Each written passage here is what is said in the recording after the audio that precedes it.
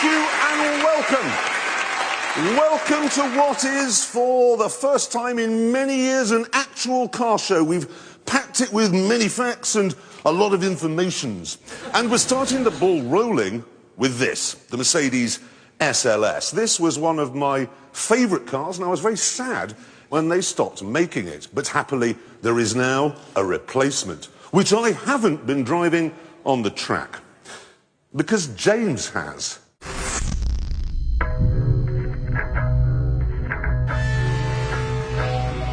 This is what they've come up with. It's called the AMG GT. And it costs between £97,000 and £120,000. Now, I have to be entirely honest with you. When I woke up this morning and got out of bed to come and drive this car, it was with a certain amount of disquiet. I've always thought that AMG Mercedes are a bit, as my mother would say, unnecessary.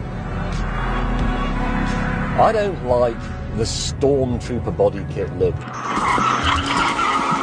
I don't really like those pseudo special forces names like SLS and Black. Jeremy likes them a lot.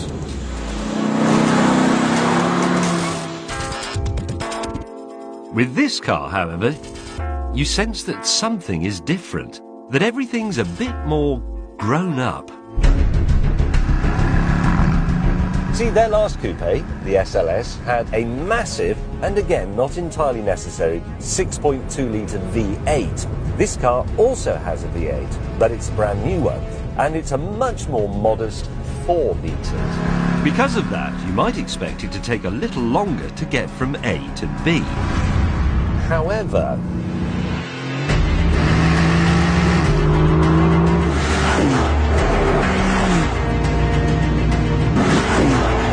the 0 to 60 time of that 6.2-litre SLS was 3.8 seconds.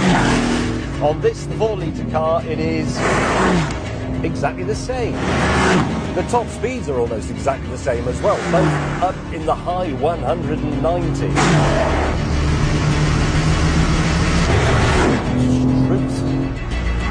And AMG has achieved this by using brains to make the roar.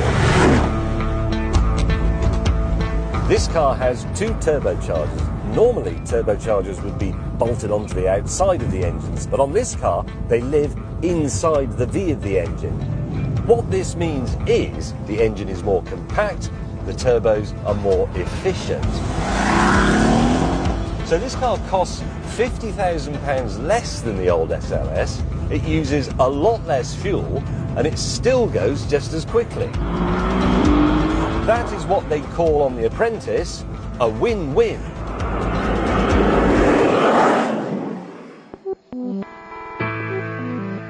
And then there's the styling, which also has a new level of sophistication, with an interior that's more James Bond than Fast and Furious.